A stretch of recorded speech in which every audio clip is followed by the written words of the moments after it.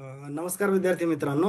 या सेशनमध्ये आपण ITI प्रिन्सिपल गट ब याच्यामधलं जे दुसरं युनिट आहे व्होकेशनल एज्युकेशन, त्याच्याबद्दल आपण एक 40 इम्पॉर्टंट ऑब्जेक्टिव्ह इथं डिस्कस करणार आहोत. तर जे विद्यार्थी पहिल्यांदा चॅनलला व्हिजिट देत असतील त्या विद्यार्थ्यांना रिक्वेस्ट आहे की चॅनलचं जर माहिती आपल्याला चांगली आवडत असेल तर चॅनलला लाईक किंवा सबस्क्राईब करायला विसरू नका. तर कुठलाही टाइमपास न करता लगेच आपण ऑब्जेक्टिव्हला सुरुवात करू. तर बघा, पहिला क्वेश्चन आहे. आता याच्या अगोदर मी जनरल एज्युकेशन जो काही युनिट 1 आहे त्याच्यावर मी 4 सिरीज बनवलेल्या आहे. प्रत्येक सिरीज मध्ये 40 ऑब्जेक्टिव्ह, असं म्हणजे मी टोटल 160 ऑब्जेक्टिव्ह त्याच्यावर बनवलेला आहे. तर ते लेक्चर सुद्धा विद्यार्थी बघू शकतात. तर question number 1, blank space. Educational document first highlight the need for vocational education at the secondary level school stage. म्हणजे कोणतं डॉक्युमेंट आहे की ज्यांनी पहिल्यांदा व्होकेशनल एज्युकेशनची नीड सेकंडरी स्टेजवर अधोरेखित केली? तर त्याचं उत्तर आहे चार्ल्स वुड डिस्पॅच. 1854 ला हे पहिल्यांदा त्यांनी अधोरेखित केलं की सेकंडरी स्टेजला व्होकेशनल एज्युकेशन म्हणजे गरजेचं आहे, असं चार्ल्स वुड डिस्पॅच किंवा चार्ल्स वुड त्याला म्हणतो आपण चार्ल्स वुडचा खलिता 1854 याच्यामध्ये पहिल्यांदा ते सांगण्यात आलेलं आहे. नंतर दुसरा बघा ऑब्जेक्टिव्ह, याच्यामध्ये काय सांगितलं, which reports recommended the need of two stream, that is academic आणि टेक्निकल. अकॅडमिक आणि टेक्निकल या दोन स्ट्रीमची गरज आहे, कोण सांगितलं? तर त्याचं उत्तर आहे सार्जंट रिपोर्ट. जे 1944 सार्जंट अहवाल आला होता तर त्याच्यामध्ये ते पहिल्यांदा सांगण्यात आलं. तर त्याचं उत्तर आहे सार्जंट रिपोर्ट 1944. आता बघा, नंतर तिसरा प्रश्न आपण लक्षात घेऊ इथं.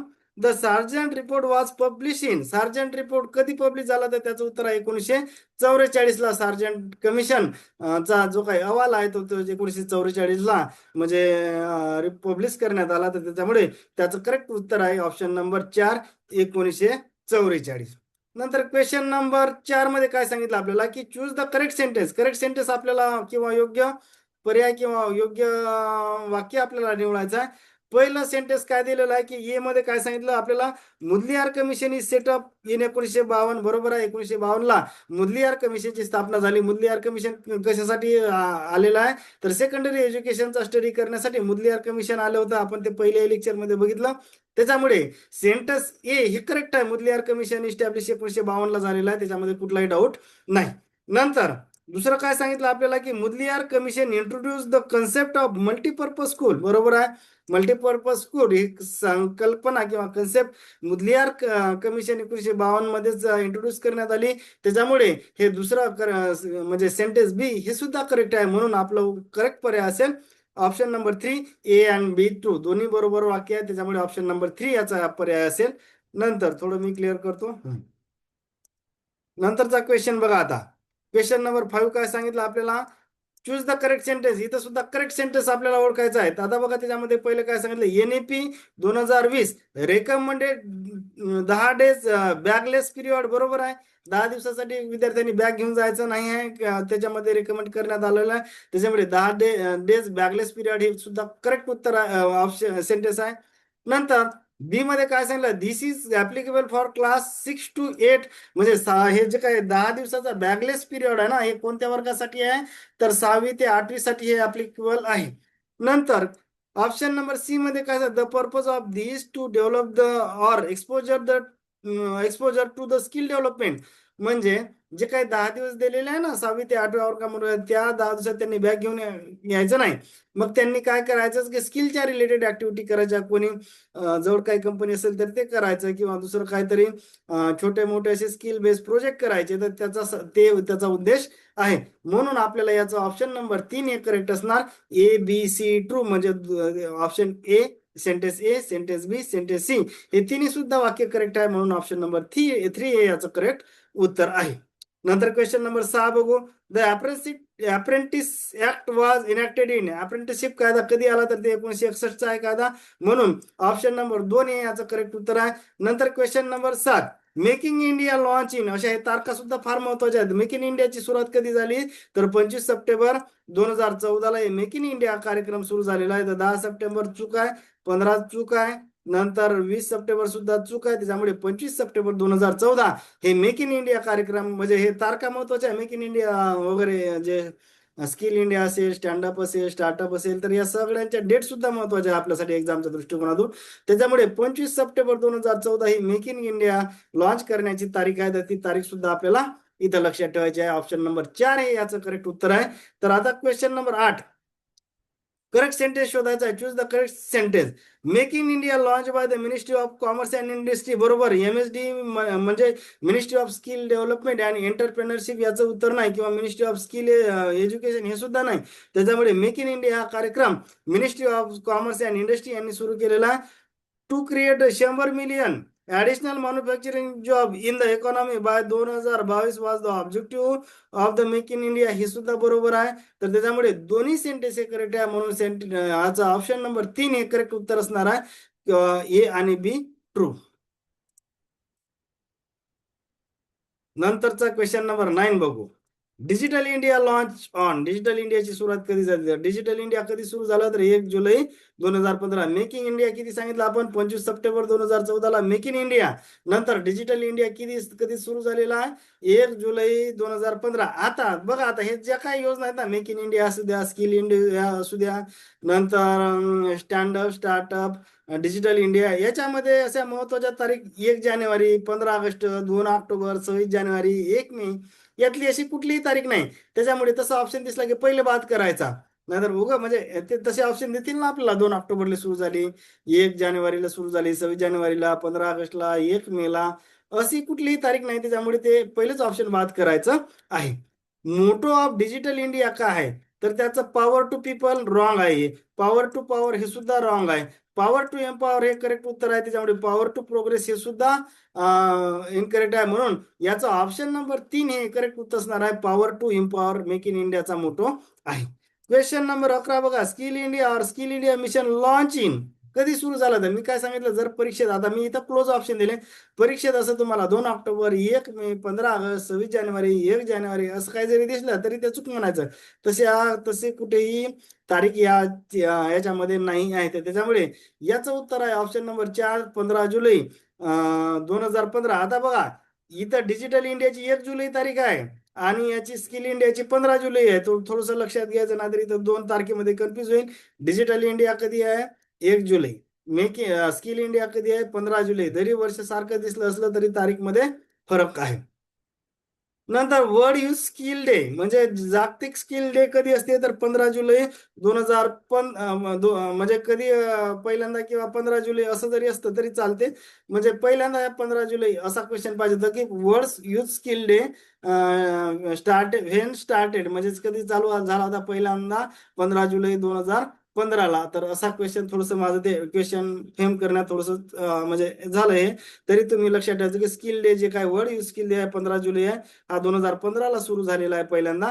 तर त्याच दिवशी आपली स्किल इंडिया मिशन किंवा स्किल इंडिया योजना सुरू झाली, म्हणून ते काय वर्ल्ड यूथ स्किल डे कोणता आहे? 15 जुलै. आता इथं 2015ला हे म्हणजे असा प्रश्न पाहिजे की world youth skill day started, तर पहिल्यांदा कधी चालू झाला? तर 15 जुलै 2015 हे असा प्रश्न पाहिजे होता. थोडस ते आपण करेक्ट करून घ्यायचं आहे. नंतर question number 13, aim of the skill India mission to train the people in India in the different skill by. कधी काय त्याचं टार्गेट आहे? 40 करोड पीपल 2022 पर्यंत ट्रेन करायचे होते, म्हणून option number 4, 40 crore people by 2022 हे याचं करेक्ट उत्तर आहे. Question number 14, startup India. Startup India कधी सुरू झाला? तर 16 जानेवारी 2016, म्हणजे 16/1/16 हे याचं उत्तर आहे. म्हणून स्टार्टअप इंडियाचं ऑप्शन नंबर किती आहे? 4. हे तारखा लक्षात घ्यायच्या आहे आपल्याला. 16 जानेवारी 2016. मी काय कोणकोणत्या तारीख सांगितल्या आता low? Make in India 25 September 2014. नंतर आपण कोणती बघितली होती? तर डिजिटल इंडिया. डिजिटल इंडियाची तारीख किती सांगितली होती मी तुम्हाला? डिजिटल इंडिया, तर त्याची 1 जुलै सांगितली होती.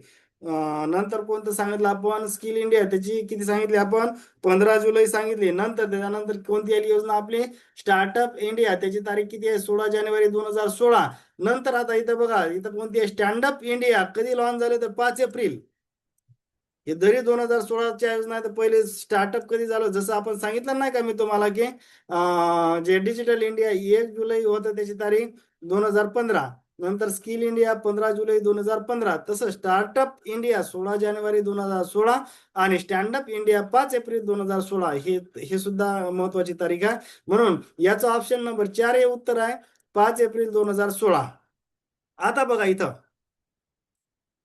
महत्वाचा क्वेश्चन आहे, चूज द रॉंग. चुकीचं ओळखायचं आहे आपल्याला, की यातलं काही चुकीचं आहे का. मेक इन इंडिया कधी सुरू झालं, 25 सप्टेंबर 2014, चुकीचं आहे का. नाही. डिजिटल इंडिया कधी सुरू झालं, 1 जुलै 2015, चुकीचं आहे का. नाही. स्किल इंडिया कधी सुरू झालं, 15 जुलै 2015ला, चुकीचं आहे का. नाही. स्टार्टअप इंडिया कधी सुरू झालं, 16 जानेवारी 2016ला, चुकीचं आहे का. नाही.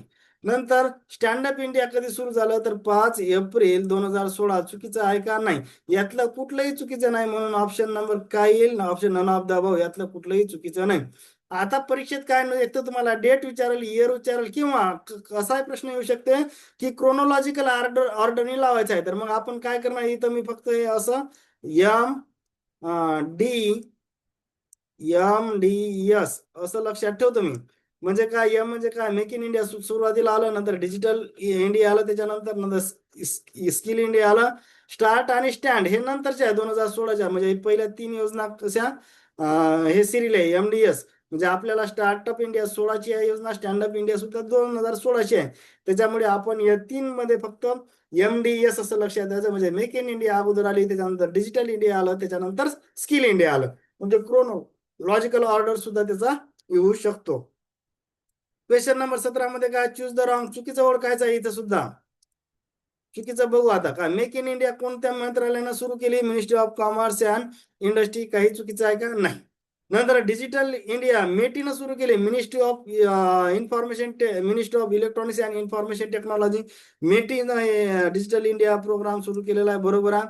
Skill India MSD ministry of skill development and entrepreneurship, म्हणजे ते हे सुद्धा बरोबर आहे.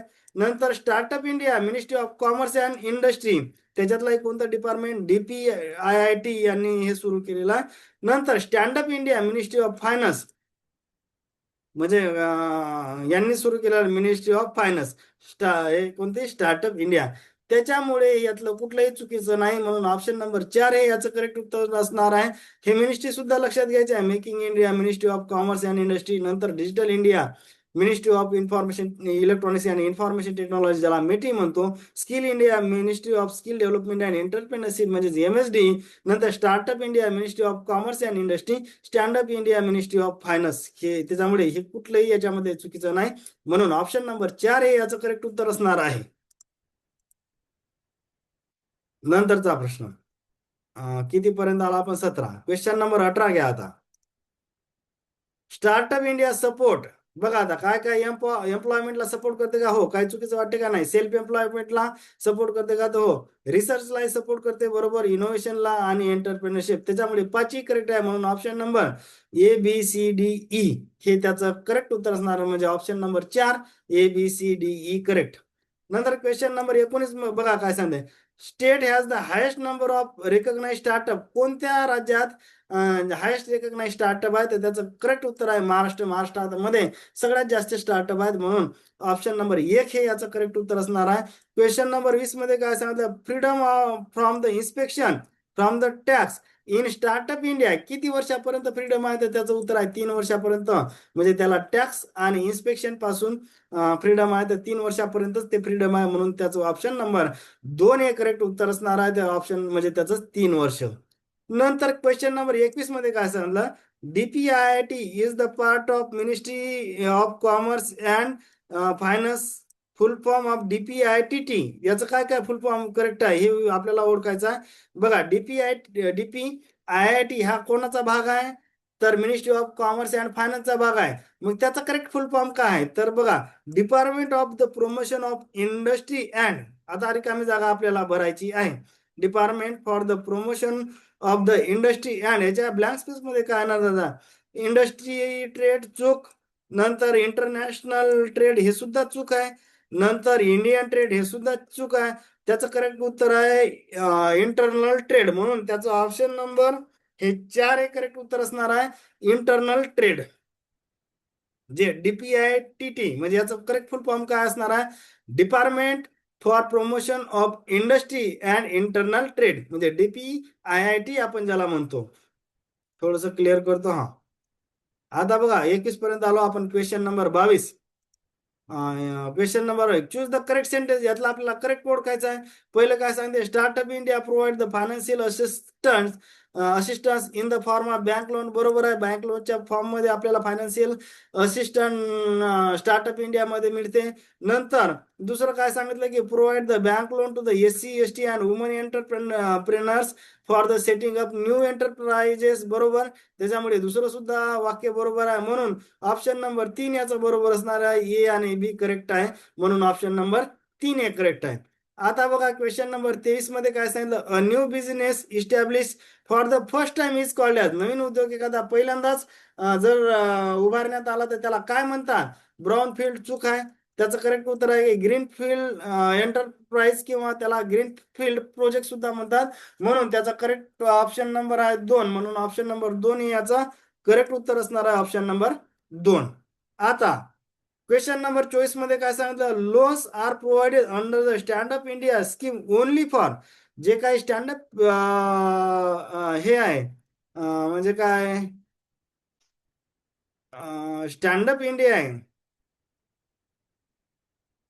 तर त्याच्यामध्ये लोन कोणत्या याला मिळते, तर त्याच्यासाठी कोणत्या याला मिळते, फक्त ग्रीन फील्ड साठी त्याच्यामध्ये लोन आपल्याला मिळते. बाकीच्या याच्यामध्ये मिळणार नाही. म्हणजे ग्रीन फील्ड म्हणजे कोणता उद्योग की जे पहिल्यांदाच सुरू होत आहे, म्हणजे एखादा उद्योग ऑलरेडी इस्टॅब्लिश झाला आणि त्याचं एनहान्समेंट करायचं तसं लोन मिळणार नाही.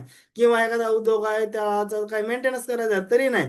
तो उद्योग पूर्णपणे नवीन असला पाहिजे तरच त्याला आपल्याला लोन मिळते. म्हणून त्याचं करेक्ट उत्तर आहे की ग्रीन फील्ड प्रोजेक्ट किंवा ग्रीन फील्ड एंटरप्राइज. नंतर बघा क्वेश्चन नंबर 25 मध्ये काय सांगितलं, ह्याज पर the NEP 2020 at least of the high school student will be have exposure to the vocational education by 2025 पर्यंत किती असले पाहिजे त्याला विद्यार्थी व्होकेशनल एज्युकेशन कडे वळवायचे हायस्कूल मध्ये, तर 50% विद्यार्थी. म्हणून ऑप्शन नंबर 2 हे याचं करेक्ट उत्तर असणार आहे. नंतर बघा question number 26, as per the NEC policy 2020 vocational education begins from. Vocational education कोणत्या वर्गापासून सुरू करायचं आहे असं NEP 2020 मध्ये सांगितलं. त्याचं करेक्ट उत्तर आहे वर्ग 6 आणि ऑनवर्ड. 6व्या वर्गापासून पुढच्या वर्गात म्हणजे 6व्या वर्गापासून त्याची सुरुवात करायची आहे साध्या भाषेत. नंतर question number 27, +2 stages meaning in the Kothari commission 1964. त्याच्यामध्ये काय असतं तर +2 म्हणजेच काय, वर्ग 11वी 12वी त्याला आपण +2 स्टेज असं म्हणतो.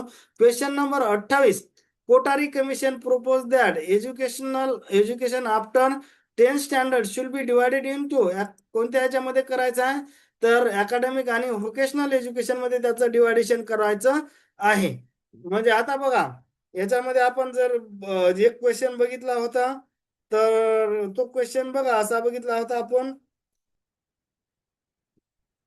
आता आपण एक क्वेश्चन नंबर 2 बघितला होता की सार्जंट कमिशन मध्ये काय सांगितलं होतं की जे काय स्ट्रीम असतात ते काय अकॅडमिक आणि टेक्निकल, परंतु इथं काय आहे अकॅडमिक आणि व्होकेशनल असा शब्द आहे. म्हणजे सार्जंट कमिशन मध्ये जे ऑप्शन आपण दुसरा नंबरचा क्वेश्चन बघितला होता तिथं कसं होतं की अकॅडमिक अँड टेक्निकल असा शब्द होता. इथं काय अकॅडमिक अँड व्होकेशनल मध्ये डिवायडेशन असं सांगितलेलं आहे. कोणत्या वर्गानंतर, 10व्या वर्गानंतर.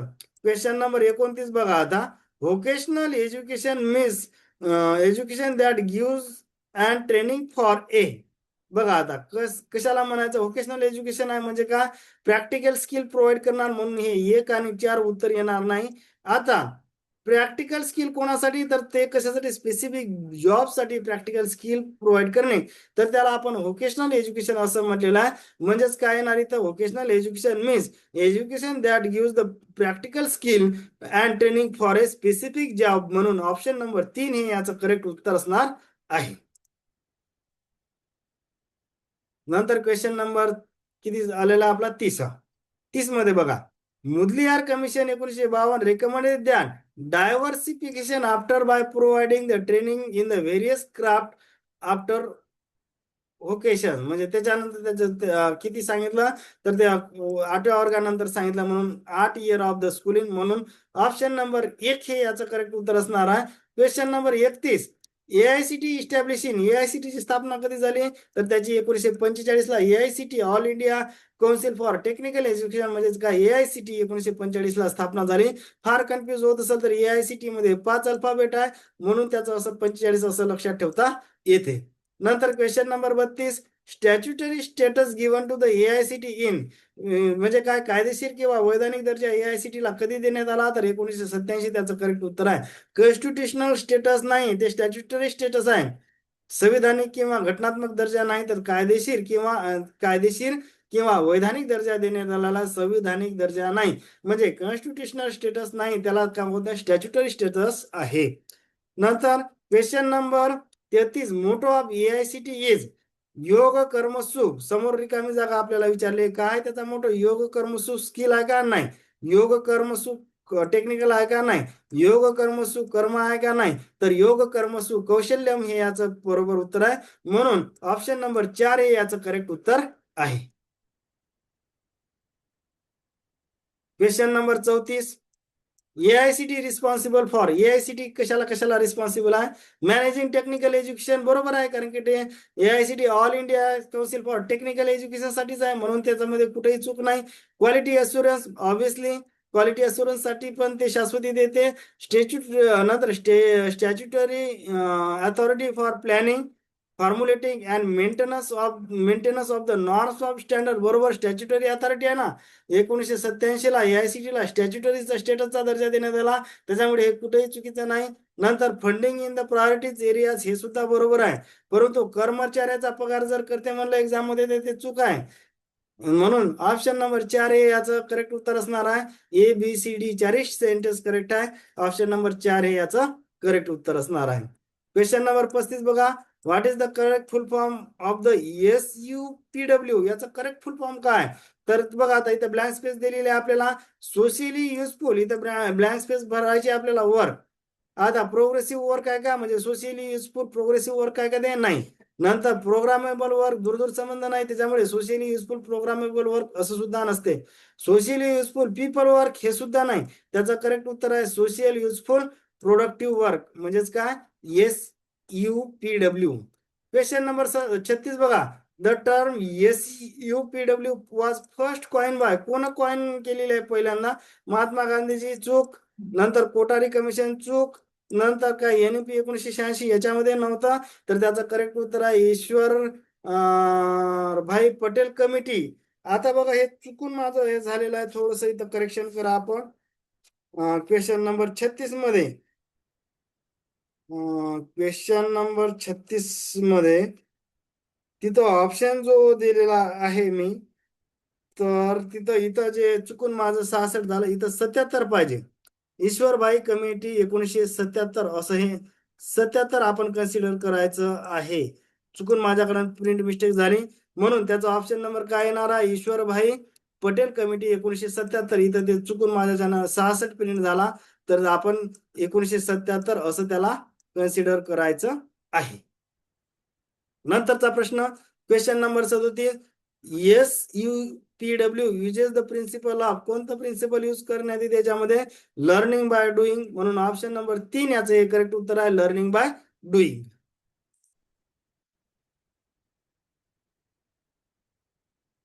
क्वेश्चन नंबर 38 मध्ये काय सांगितलं बघा, चूज द करेक्ट सेंटेन्स ओळखायचं आपल्याला.